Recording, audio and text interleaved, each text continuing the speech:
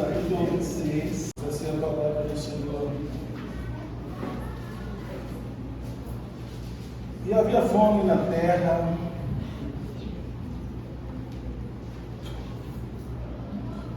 além da primeira fome que foi nos dias de Abraão.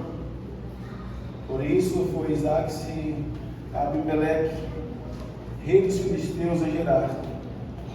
E apareceu-lhe o Senhor e disse: não desça ao Egito, habita na terra em que eu te disser.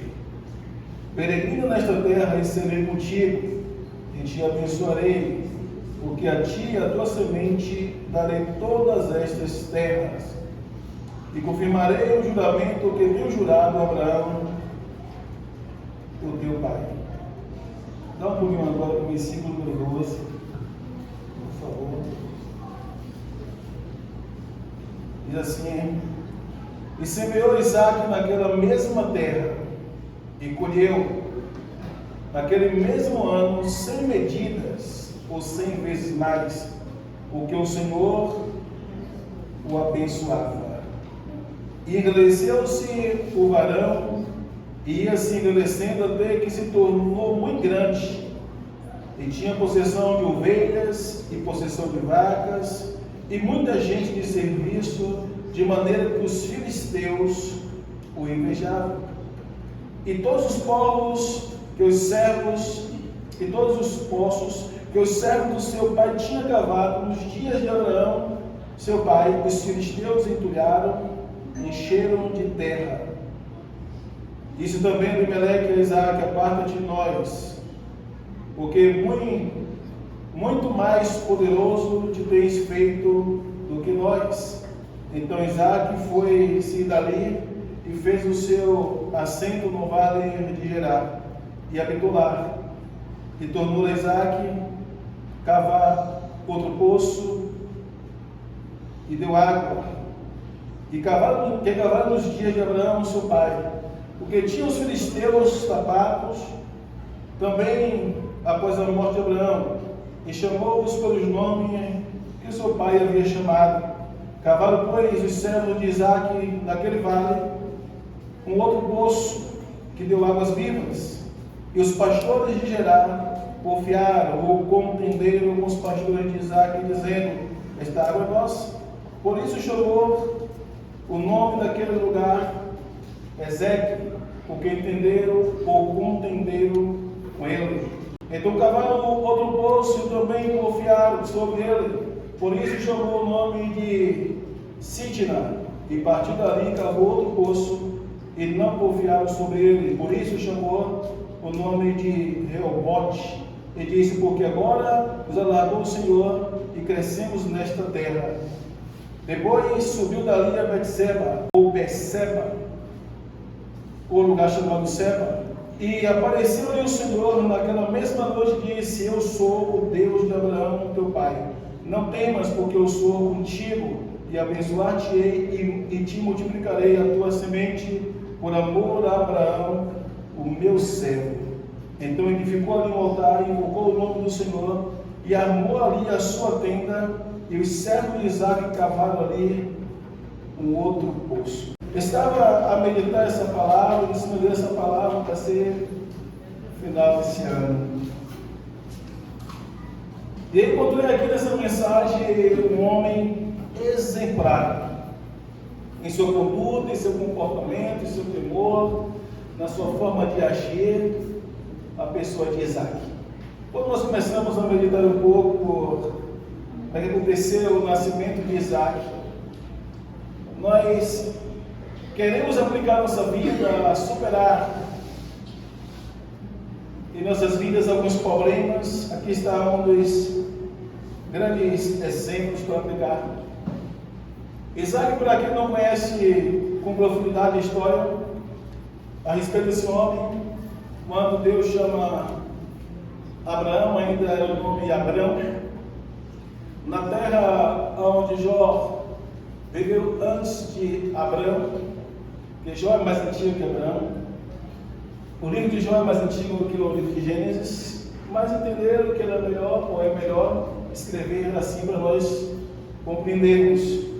Ele morava em Ur, quando Deus chamou Abraão da família idólatra, aonde eles serviam a muitos deuses, ou sua família, Tera e os seus familiares serviam outros deuses, era idólatra.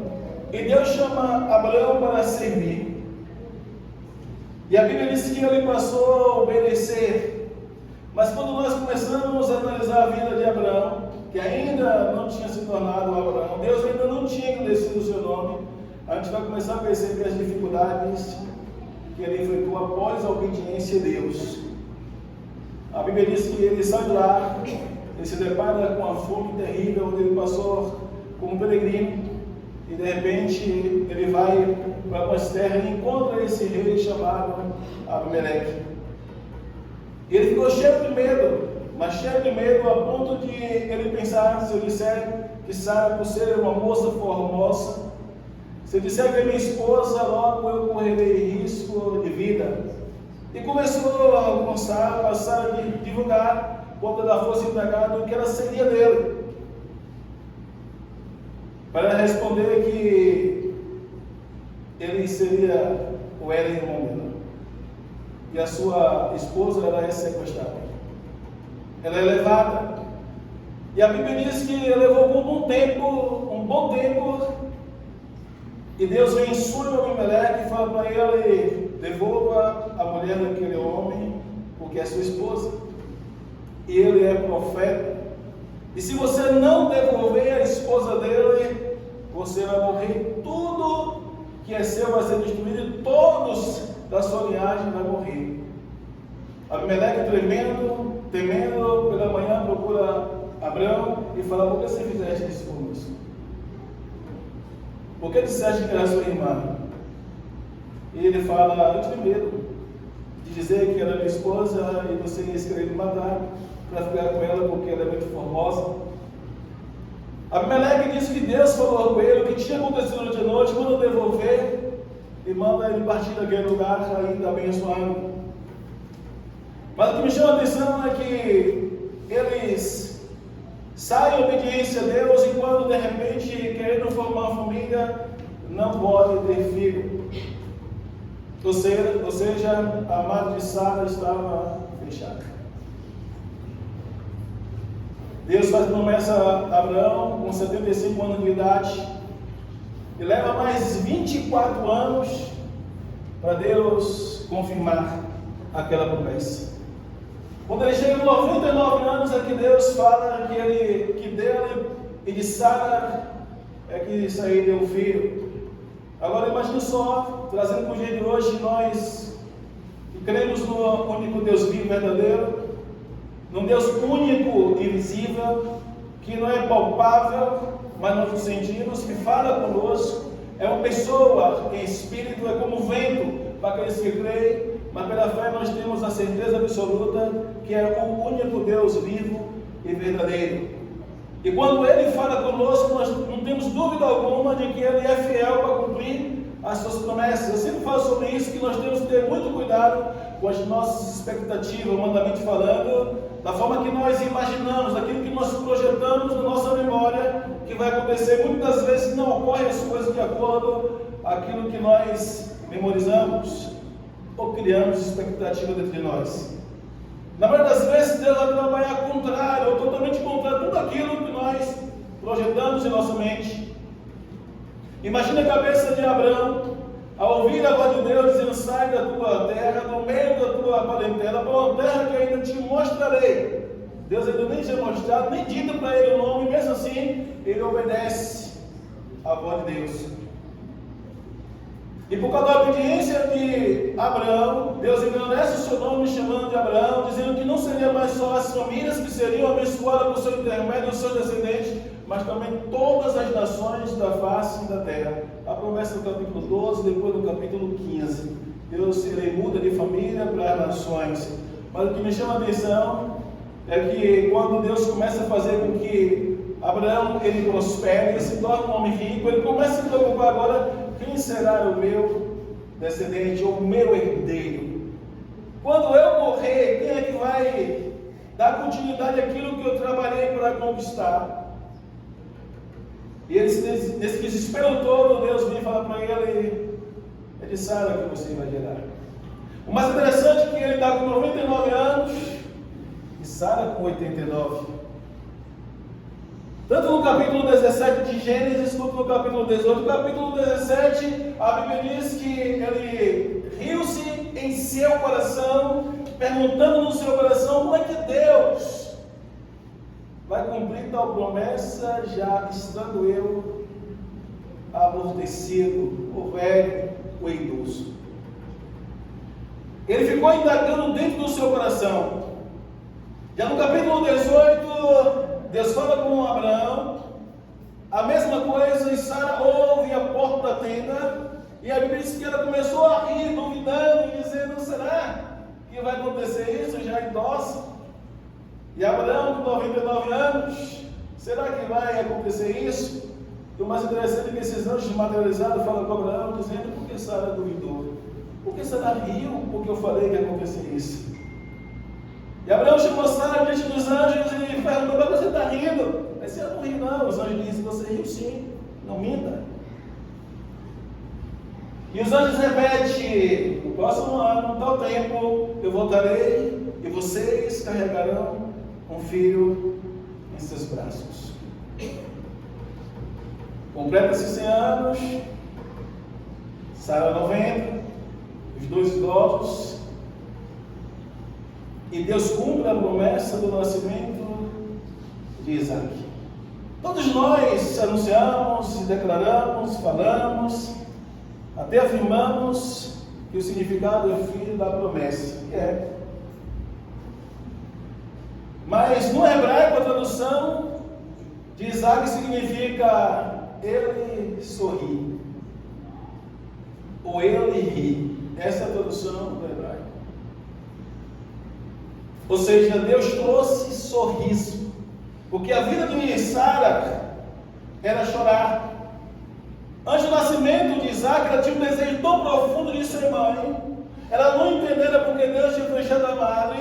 Eu costumo dizer que Deus permite que a circunstância se torne, aparentemente aos olhos do ser humano, impossível, para que ele se apresente como um Deus do impossível. Se nós não passarmos por situações difíceis, das quais entendemos e temos a certeza absoluta que nós não podemos mudar a situação, e Deus vem se intervir para depois nós glorificarmos, nunca vamos conhecer o Deus do impossível. É por isso que muitas vezes Deus permite situações terríveis em nossas vidas, para depois, quando Ele meter a mão, ninguém dizer: foi por causa da minha força, a minha própria capacidade. O que chama a atenção é que seus pais passaram a luta muito grande. O seu filho foi um milagre extraordinário. E Deus, Ele cumpre da promessa, porque Deus deu esforço de Abraão a cada dia em obedecer a sua voz, permanecer no centro da tua vontade. Eu costumo dizer que o segredo da vitória, em primeiro lugar, é a obediência.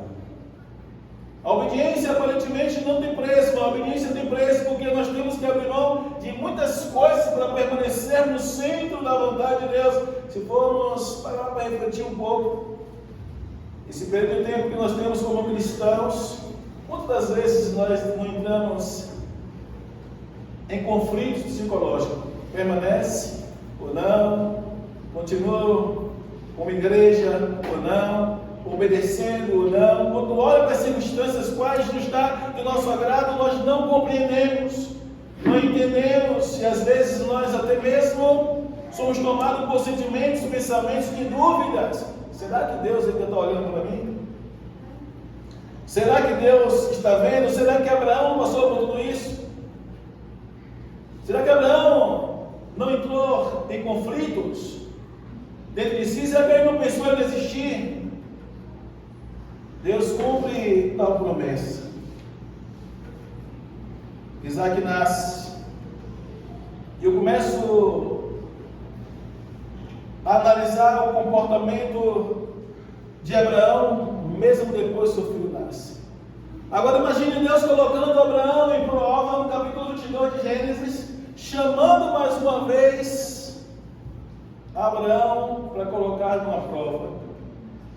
Você sabe o que é você esperar 25 anos para ver a promessa cumprida nos seus braços, e depois que o moço, alguns de 13 anos, de 17, Deus dizendo: não, pega essa promessa que eu te dei, ou que eu cumpri na sua vida, e sacrifique para mim.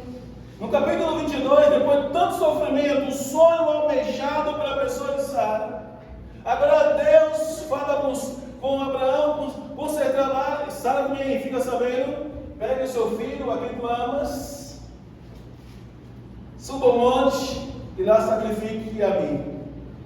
Como entender isso? O que passa na cabeça do ser humano que Deus faz uma promessa de realização de um sonho pessoal, depois de tanta luta, tanto sacrifício, até mesmo erros que eles cometeram para ver esses sonhos serem realizados, que foi o conselho de Sara, para que Abraão deitasse com Agar e tivesse um filho, teve um filho chamado Ismael, procurando dar um jeitinho de antecipar a promessa de Deus, porque acreditavam que não ia conseguir, porque ele estava olhando a sua capacidade, humanamente falando, pelo seu corpo amortecido, ou perto de ser amortecido, logo duvidaram. Procuraram dar um jeitinho, e de repente Deus falou: agora pega o presente que eu te dei e sacrifica a mim. Ou seja, você vai matar o seu filho em sacrifício a mim. E aí nós vamos ver o comportamento de Abraão como servo. A Bíblia não diz que Abraão murmurou, reclamou, duvidou, simplesmente ele se conteve, ele pegou o seu único filho e subiu para o monte para sacrificar a Deus. Ele sobe o monte, e quando ele chega lá, ele deixa os seus servos com jumentos no pé do monte, e diz: agora vocês fiquem aqui, que só para subir agora eu, o moço. E sem o moço saber que o sacrifício seria ele, ele ainda chega lá, observa tudo, olha tudo e pergunta: meu pai, aqui está a lenha, aqui está o altar, nós já organizamos tudo, agora cadê o sacrifício? E Abraão responde para ele: o Senhor preparará para si um cordeiro, meu filho. Ele não revelou para Isaac que ele seria o sacrifício, mas pela fé, ele declarou que Deus ia fazer alguma coisa, que Deus ia mudar. Pela fé, ele determinou que Deus iria substituí-lo. E a Bíblia diz que ele não obteve resposta de Deus, até o momento que ele pega o cutelo, uma faca de pedra, e ele estende as mãos para sacrificar o filho deitado naquele altar sobre a lenha. E aí, então ele ouve uma voz bradar, chamando pelo nome, dizendo: Abraão, não faças tal. Faltou um pouco, só o seu braço descer para que seu filho fosse assassinado, entregue a Deus como sacrifício. E o anjo brada, e o impede que ele sacrifique, e fala: agora eu vejo que você ama a Deus. Agora observe só, Deus havia prometido, por causa da obediência de Abraão, Deus daria a continuidade e abençoaria todas as nações da face da terra. E nós encontramos aqui nesse capítulo 26 como introdução da mensagem, onde Deus agora vem falar com Isaac. Antes de Deus falar com Isaac, eu quero só tocar um ponto do cuidado de Abraão com Isaac. Preocupado com o futuro de Isaac, Abraão manda buscar uma pessoa para casar. Uma viagem longa, o seu servo chamado Eliezer, a buscar uma mulher no meio do seu povo, para que não misturasse com aqueles povos local. Entendendo ele que iria contaminar, ele faz até mesmo seu servo jurar, colocando suas mãos, ou sua mão direita, embaixo da sua coxa, que era uma forma dos judeus fazer juramento, não podia, de maneira nenhuma, quebrar juramento, para que ele não se misturasse. O que me espanta é o seguinte, é que Isaac, como eu falei do legado, de um exemplo a seguir, Isaac tinha 40 anos, sem se envolver com mulher nenhuma. Isaac estava esperando a mulher certa para casar. Ele tinha 40 anos quando o pai manda buscar uma mulher no meio da sua parentela e ele nunca se envolveu com mulher nenhuma. Dentro de si, certamente, ele pensava: tenho que guardar os mandamentos de Deus, esperando o tempo certo.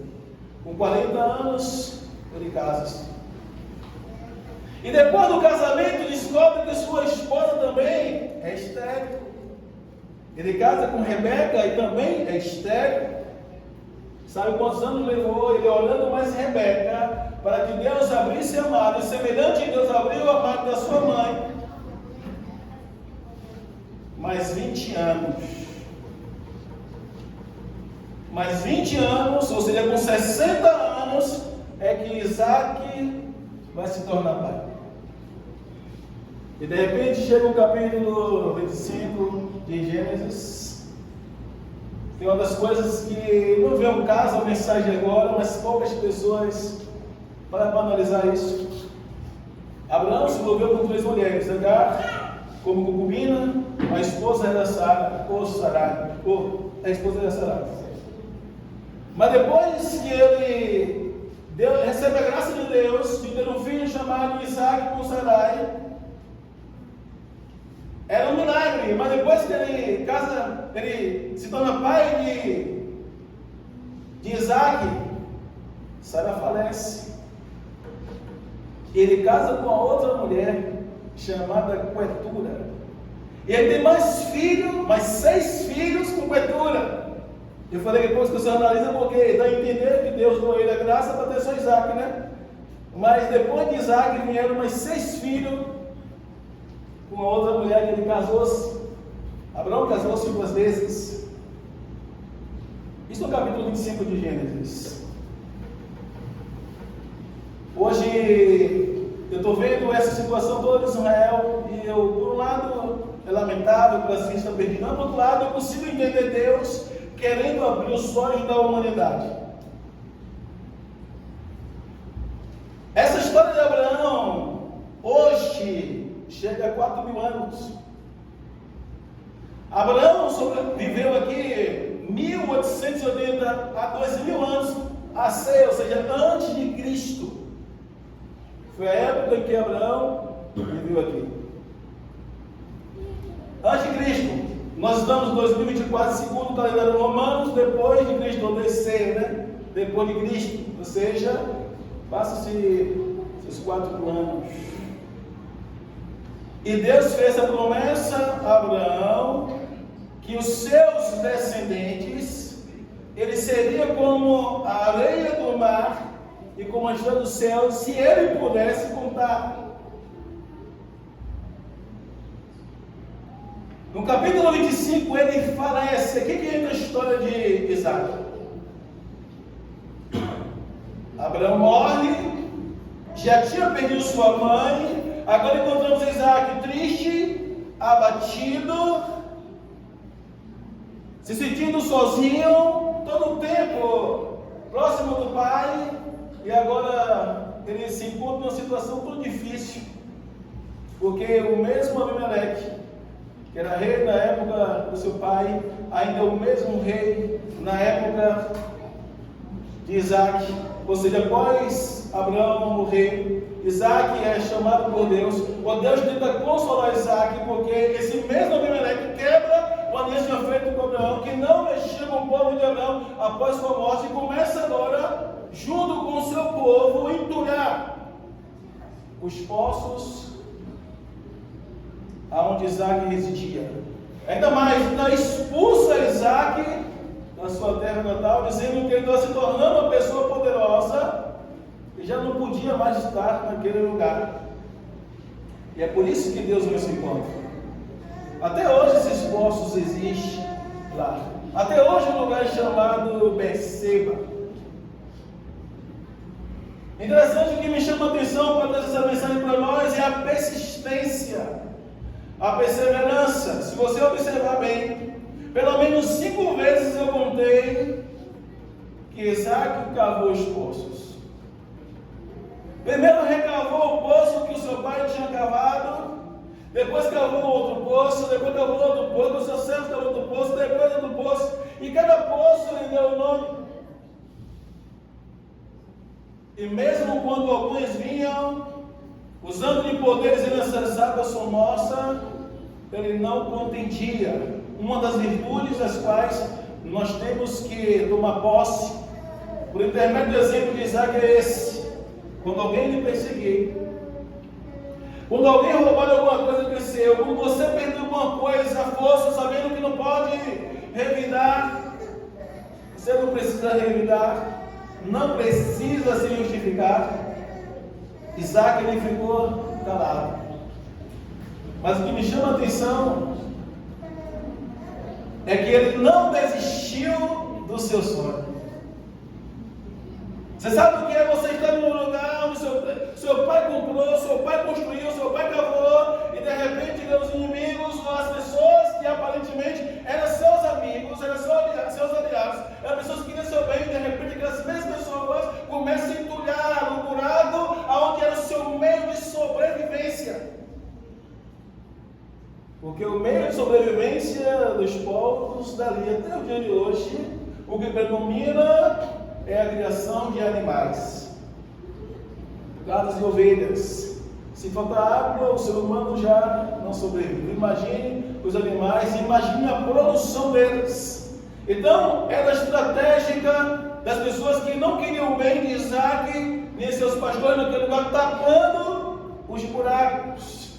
Se tapasse os buracos, eles teriam que se retirarem.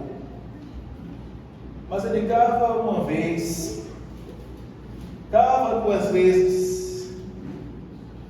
Eu fiquei hoje meditando essa palavra e disse: meu Deus, que perseverança de Isaac, que exemplo. Isaac não seguiu o mau exemplo do pai, seguiu o mar de Mamre.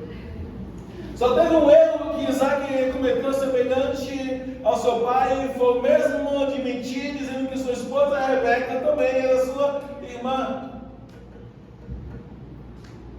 Repetiu o mesmo erro do seu pai, mas aprendeu muitas coisas que o pai fez de errado, ele não repetiu. E aqui nós temos um segredo interessante. É que Isaac, diante de tantas lutas, tantas guerras, ele não se prostrou. Ele não desistiu dos seus sonhos. E quando ele cava o último poço, ele começa, aliás, o penúltimo poço, ele começa a prosperar, a ponto de Abimeleque se arrepender e ir ao seu encontro e dizer para ele, quando ele pergunta: o que você veio fazer aqui? Nós viemos aqui porque nós vemos que o Senhor, Ele é contigo. E nós viemos aqui fazer uma aliança contigo e te pedir que não nos trate com mal. Porque não fizemos nenhum mal contigo e no teu povo. Quando nós se despedimos, vocês saíram lá de uma forma pacífica, fizeram a aliança ali. E aí é que ele coloca o nome de Berseba. Poço das 7 ovelhas, ou poço do juramento, é o significado. Mas o meio de sobrevivência era esse. E aqui nós damos para trazer para nossas vidas, fazer uma análise das nossas vidas, quanto tempo nós estamos enfrentando algumas coisas em nossas vidas que aparentemente não vai ter solução. Quantas vezes nós olhamos para uma direção a qual nós sonhamos alcançar um sonho pessoal, até mesmo familiar ou conjugal, e nós não conseguimos ver uma saída. Aqui nós conseguimos ver o primeiro passo a ser uma pessoa próspera, alcançar o favor de Deus, é a obediência. Sem a obediência não tem onde chegar. Eu até repetir o versículo 12, capítulo 26, versículo 12. Olha o que diz o texto aí. 26, 12. E semeou Isaac naquela mesma terra, e colheu naquele mesmo ano 100 medidas, ou 100 vezes, porque o Senhor o abençoava. Se vocês voltarem nos textos, vocês vão dizer, vão ouvir Deus dizer: vocês não saiam desta terra, peregrine aqui, porque eu vou abençoar vocês. Não foi? Ele foi perseguido ali, os postos foram enterrados, mas ele saiu do centro e foi para os vales de Gerá. E lá ele continuou insistindo, cavando poços, ou seja, ele queria procurar um lugar para manter a sua prosperidade.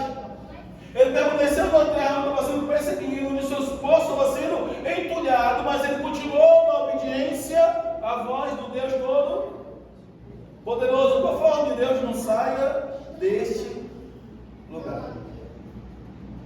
Aqui nós aprendemos que quando Deus manda a gente fazer uma coisa em um lugar, independente do que nós passemos, nós não podemos deixar, porque a circunstância contrária à vontade de Deus, à ordem de Deus em nossas vidas, nos tire.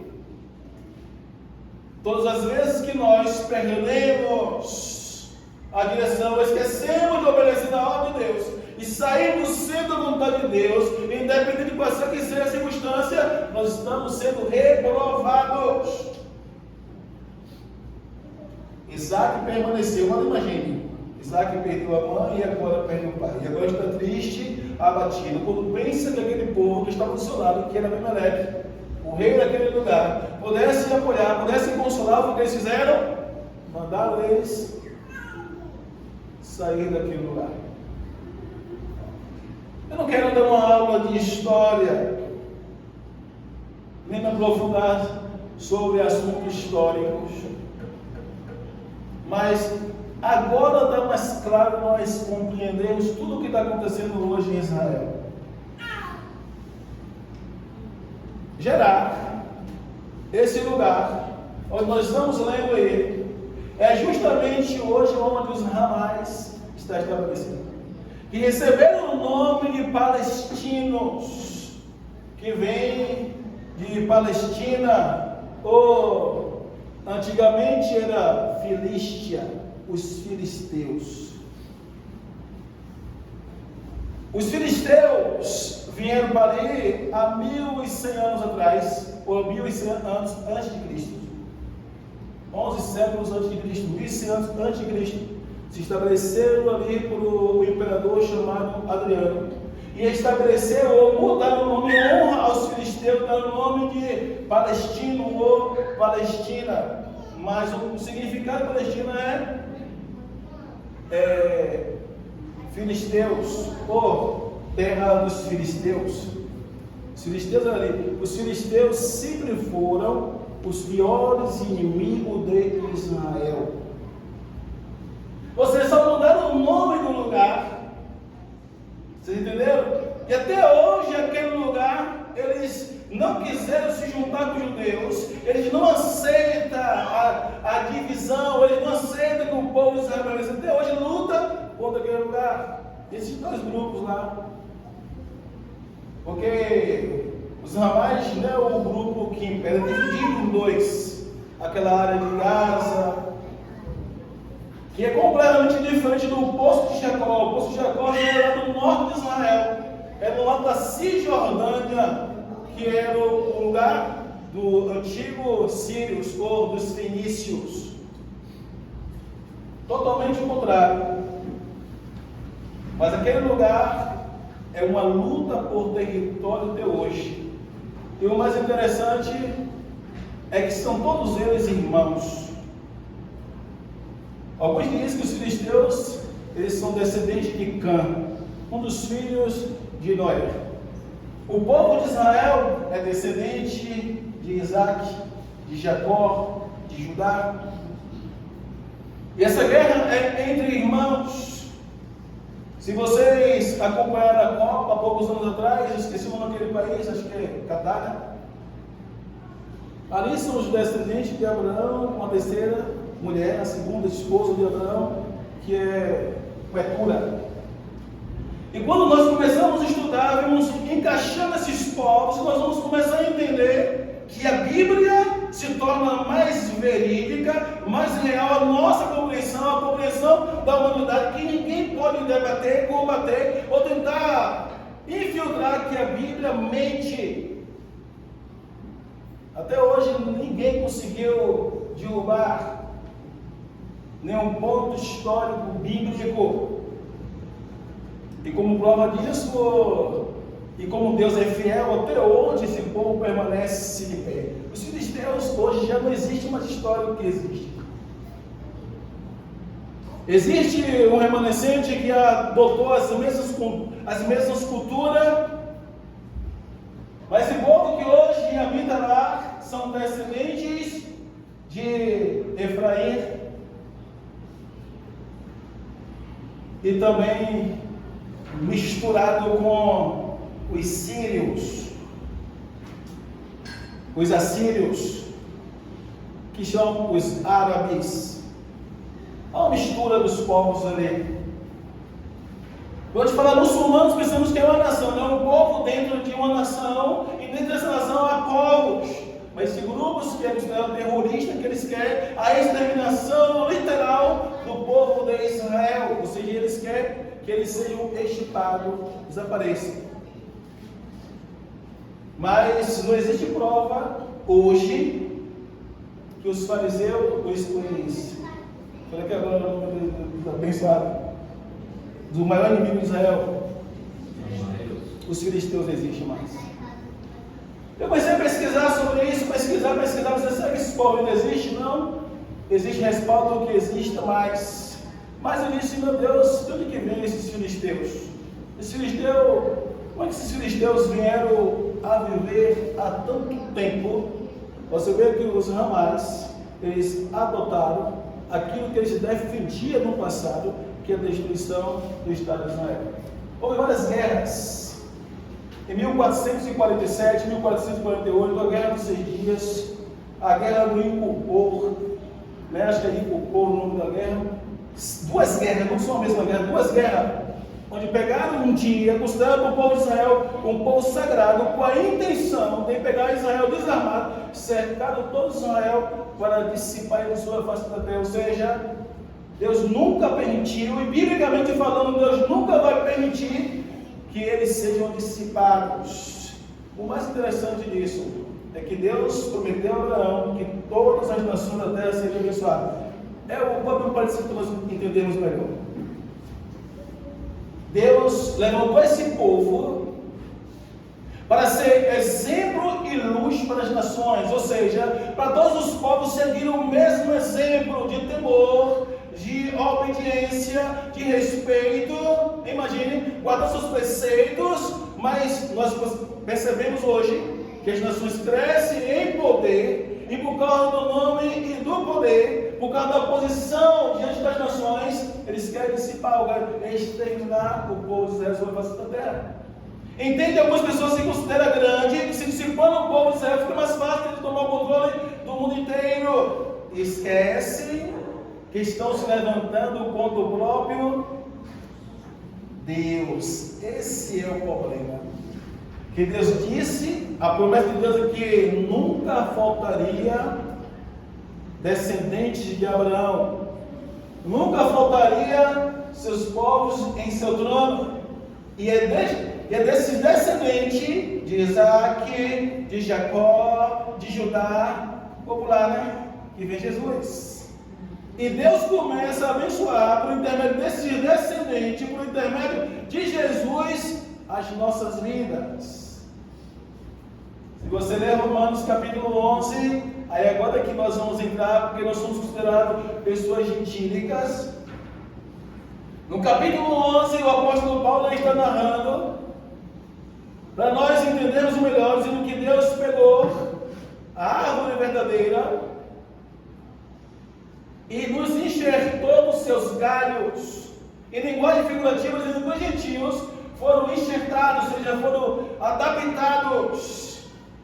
Assim como Abraão, pela fé, agradou a Deus, e nós, pela fé, cremos no Deus de Abraão, cremos na promessa de Deus, cremos em Jesus Cristo, nós somos adaptados. E Deus quer alcançar todas as pessoas na face da terra. A Bíblia fala em Amós que por causa da falta de conhecimento, o meu povo se perde. Há um tempo atrás, mesmo depois de cristão, eu ficava pensando assim: onde é Israel? Como é que pode esse povo existir? Por falta de conhecimento, ainda nós temos aquela sensação de que é muito longe. porque não é nem aqui na face da terra. E demora nós cairmos em si para acreditarmos que o povo que Deus prometeu, o Deus que agiu no período passado, é o mesmo Deus que age no dia de hoje. E esse povo que Deus no passado até hoje não existe, porque ele continua agindo. Quando eu falava do Jardim do Éden, eu ficava pensando, deve ser em outro planeta. Quantos cristãos, não estou falando de pessoas ricas, quantos cristãos ainda tomaram posse, crendo que o Jardim do Éden é aqui? Que Adão e Eva sobreviveram aqui, e que nós somos descendentes de Adão e Eva, porque Deus falou: multiplicai e enchei a terra. Tem pessoas cristãs que não conseguem compreender, que não conseguem entender, mas Deus ele vem cumprindo a sua promessa. Se você ler o capítulo 11 de Romanos todo, vai dizer que Deus, por o povo judeu rejeitar a pessoa de Jesus, a maioria até hoje tem resistência a acreditar que Jesus é o Yeshua HaMashiach, porque tem um conceito nas suas mentes, você está entendendo que se veio em forma humana, de carne e osso, não pode ser divino. Uma doutrina terrível. Então resiste a pessoa de Yeshua HaMashiach, ou de Jesus como Messias. E aí Jesus chorou lá em Jerusalém, dizendo que haveriam dias que aquilo tudo ficaria no deserto, porque ele tentou, chorando, falando: uma galinha ajuda seus pintinhos embaixo das suas asas junto ao povo de Israel. Haveria dia que ficariam no deserto, e esses bombardeiros para eles despertar, para eles acordar, e os nossos olhos serem abertos, para nós vermos o que Deus está permitindo com o seu povo, por ter rejeitado a pessoa bendita de Jesus Cristo. A Bíblia diz que Deus ele vai vir e vai permitir que o Evangelho seja pregado em todo o mundo. Já existem pesquisas agora que só existem 400 povos na face da terra que ainda não ouviram falar do Evangelho. Os lugares piores do Evangelho entrar, hoje as pessoas estão se convertendo e estão fazendo uma missionária melhor do que o Brasil, que tem toda a liberdade. De exemplo, Coreia do Norte. As próprias autoridades espancam, levam preso, quando descobrem, eles estão cultuando o nome de Yeshua. Coreia do Norte e Coreia do Sul não falam, mas Coreia do Norte é mais fechado. Até hoje tem cristãos que são assassinados lá só por descobrirem que é cristão. Você não pode dizer. No Sudão, no Afeganistão, muitos países fechados, o Evangelho está entrando com força e as pessoas estão dispostas a morrer pela fé e o nome de Jesus sem negar. Ou seja, esses lugares mais fechados estão entrando no Evangelho. Se cumpre Mateus capítulo 24, versículo 14, que o próprio Jesus falou: este Evangelho será pregado em todo o mundo e então virá o fim. Quando você liga esse texto com Romanos capítulo 15, a Bíblia diz que esse Evangelho vai ser pregado em toda a sua plenitude, vai alcançar todos os gentios e depois vai voltar para Jerusalém. Mas começou a promessa por intermédio de quem? Alguns textos bíblicos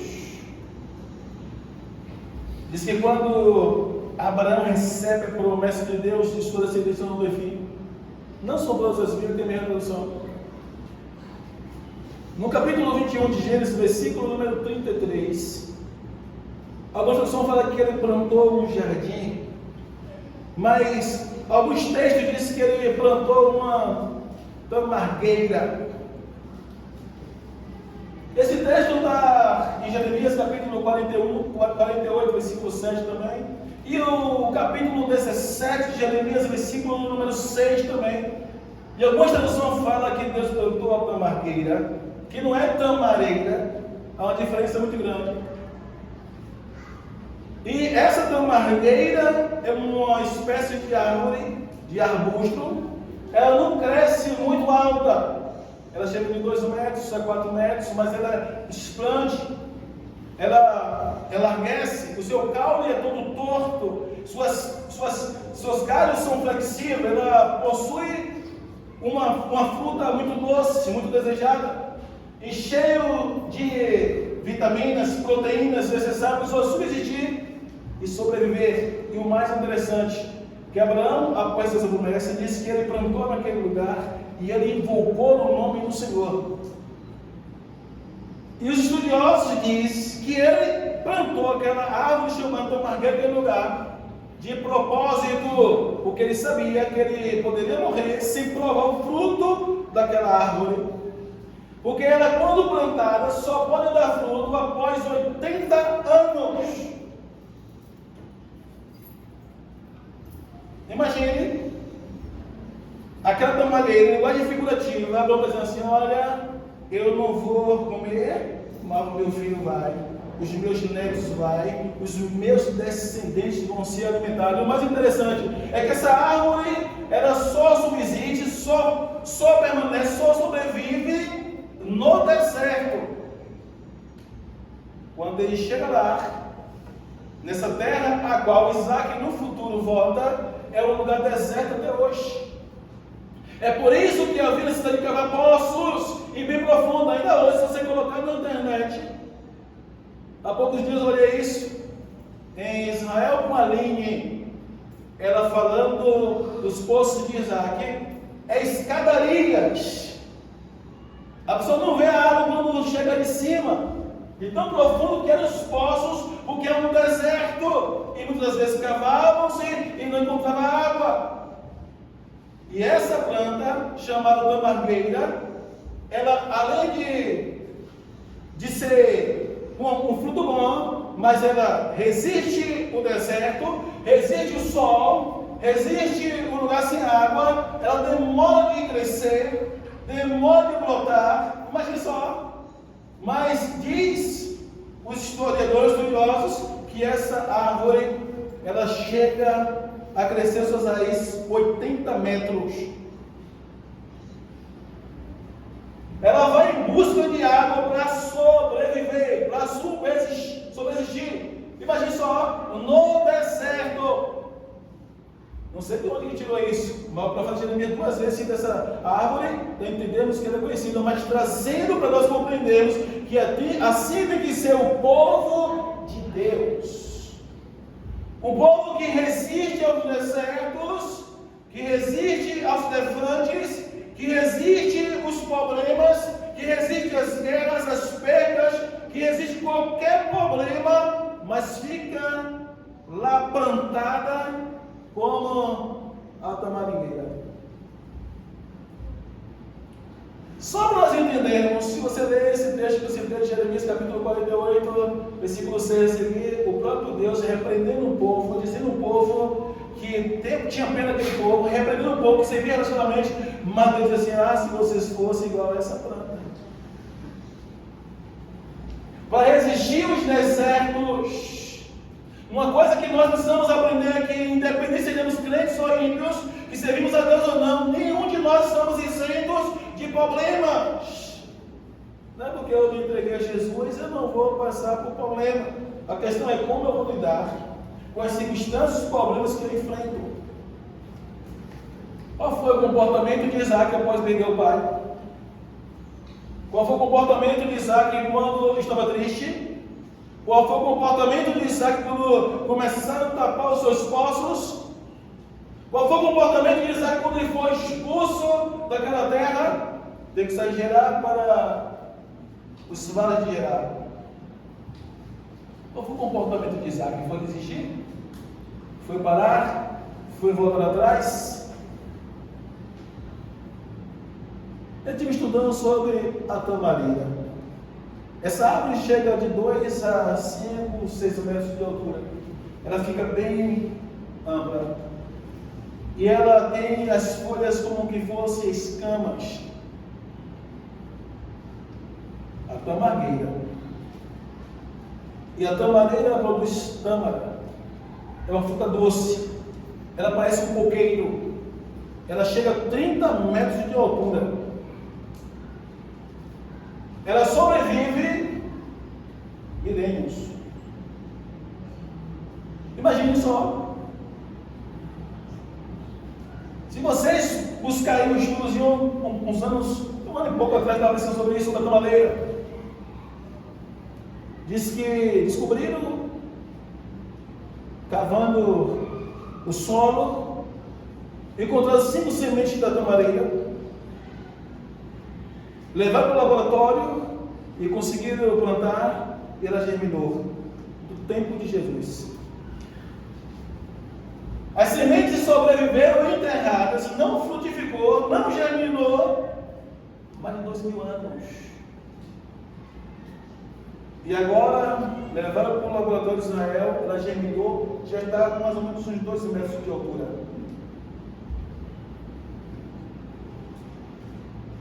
Mas a tamargueira,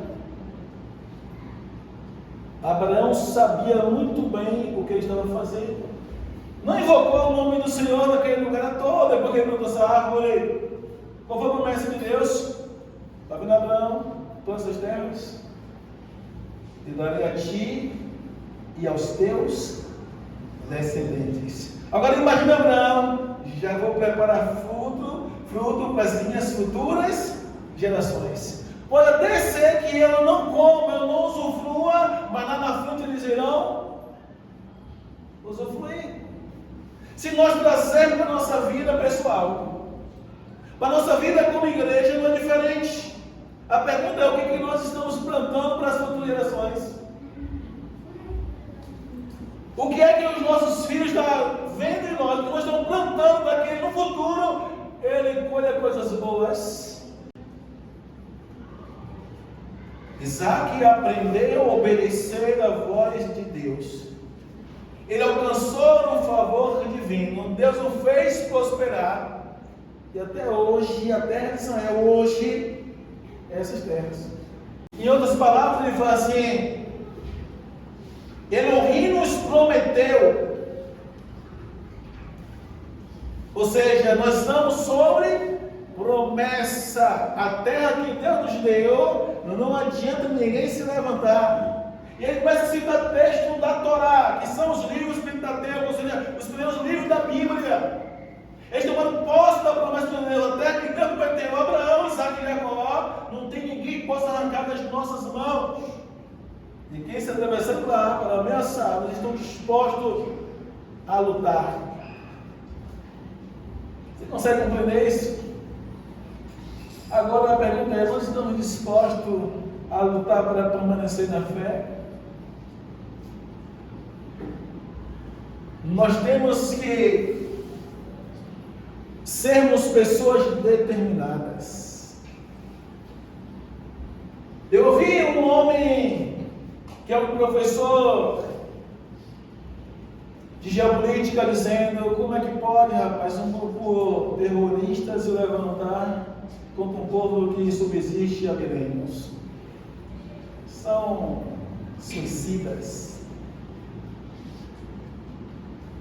Deus, Ele já poupou o povo de Israel muitas vezes com pouca gente.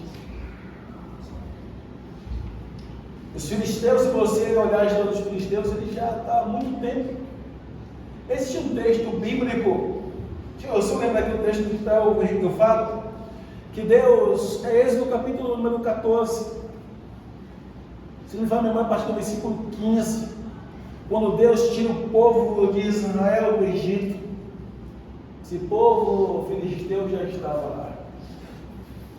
Deus fala assim para Moisés: não deixe que o povo passe por aqui, eles vão ter que vir por cá. E manda eles em direção a Pi-Hahirote, ou seja, um beco sem saída.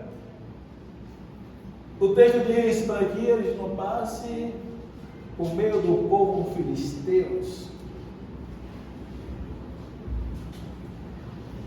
Ou seja, passa pelo período de Abraão, depois com Moisés ainda está lá.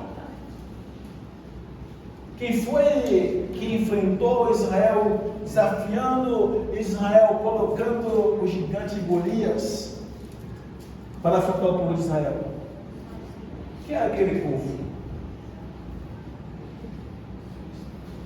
no exército de Deus, sempre foram inimigos eminentes contra Israel.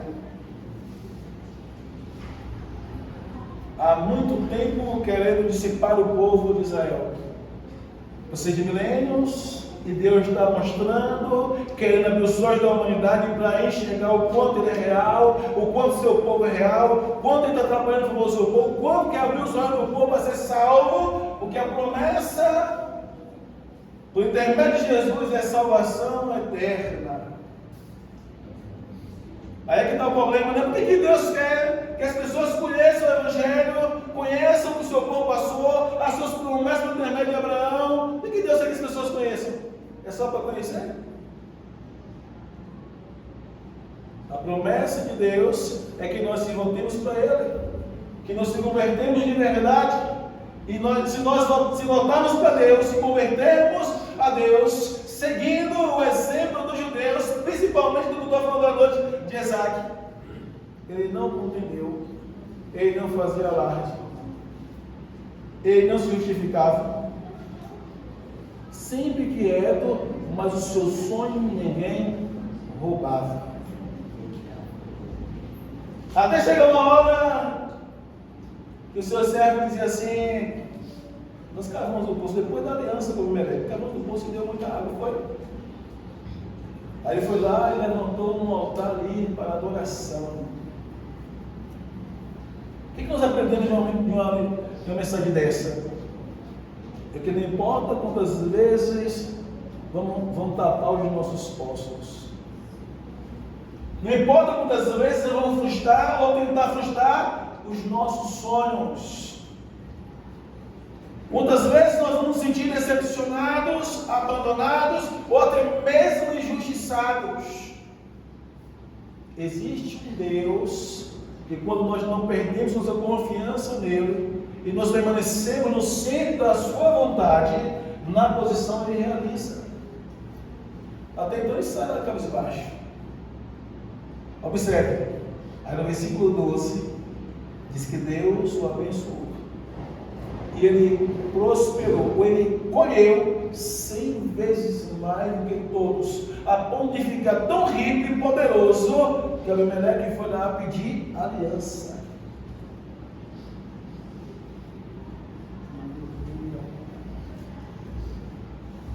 E quando faz aliança, versículo número 24, 5: e apareceu-lhe o Senhor naquela mesma noite e disse: eu sou o Deus de Abraão, teu pai. Não temas, porque eu sou contigo, e abençoar-te-ei, e multiplicarei a sua semente por amor a Abraão, meu servo. Então edificou ali um altar e invocou o nome do Senhor, e armou ali a sua tenda, e os servos de Isaac cavaram ali outro poço. Você sabe o que você está lutando, pelejando para conquistar uma coisa, e de repente vem tudo por água abaixo. Qual é o seu papel nesse momento? Revidar? Murmurar? Reclamar? Questionar? Se rebelar? É isso aqui? E foi para lá. Chegou lá e fez o quê? Foi cavar de novo. E quando você de novo, contenda de novo. Levante de novo. Disseram: essas águas é nossa. Tá bom. Deixou água de novo. Quando ele fez de novo, cavar outro poço. Que sabe o trabalho que deu, o gasto que teve. O suor que gastou para cavar aqueles poços. 5 vezes. Até que o último não teve contenda, não teve levante, não teve problema. Ele disse: agora alargou o Senhor e nos fez prosperar. Eu quero que você aplique na sua vida isso aí. Não vou dizer esse ano, esses anos para nós têm sido difíceis. Eu estava pegando essa palavra no padrão de Deus, não, ano. Eu falei: 8. É 8, Senhor, com os poços sendo enterrados. Não é um ano só, não, eu falo com Deus. São 8 anos com poços enterrados. Eu vou aplicar essa palavra na minha vida, Senhor. Essa palavra eu vou aplicar na minha vida. Não importa quanto tempo, não importa quantos anos, eu vou continuar acreditando que uma hora Deus vai alargar e vai nos fazer prosperar. E nós vamos colocar ali um altar e adorar o nosso Deus. O horário já não dá mais para mim. Vamos se colocar de pé, por favor. Eu quero que você se permita essa palavra ficar no seu coração. Esse ano que está entrando seja um ano de perseverança, de coragem, de ousadia. Tudo que você viu que o inimigo frustrou, tentou frustrar, que você perdeu, que você não conseguiu, você continuar lutando até a hora que Deus alargasse. Agora sim, Senhor, agora eu cheguei aonde eu queria, porque o meu tempo, o seu tempo, o meu tempo, meu Deus. Mas Deus tem lições. Hoje nós estamos falando, ouvindo de Isaac. Quantos anos ele sofreu? Quanto tempo ele levou? Mas uma hora Deus o abençoou. E o mesmo Deus de Isaac é o mesmo nosso Deus. O mesmo Deus que fez no passado é o mesmo Deus que faz hoje no presente. Amém? Pai Santo, em nome de Jesus Cristo, nós queremos agradecer por mais um ano de peleja, de guerra, de luta, muito difícil, mas o Senhor esteve conosco.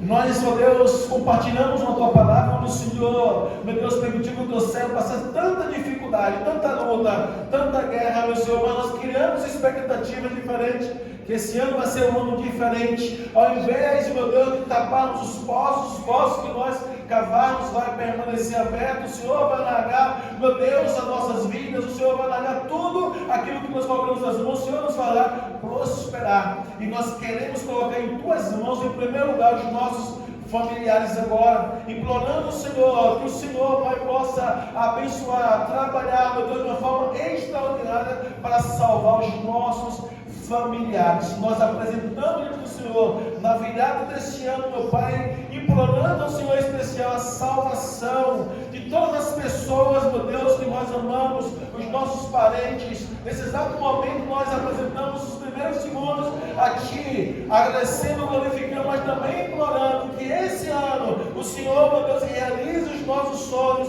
de salvar os nossos familiares. Apresentamos, ó Deus, como primazia esse primeiro momento a Ti. Nós Te glorificamos, Te exaltamos e passamos em oração essa entrada, essa virada de ano, meu Deus, agradecendo ao Senhor por mais um ano de vitória que nós teremos em Tua presença. Pai, em nome de Jesus, nós declaramos a vitória de Pereira, nós declaramos, ó Deus, nesse exato momento, esse ano passou, nesse exato momento, cadeias foram quebradas, destruídas, amarrações caíram por terra. Nesse exato momento, declaramos que nesse ano, entramos esse ano, meu Deus, com pessoas de cabeça erguida, vitoriosa, onde, meu Deus, o Senhor muda a história de muita gente no nome de Deus.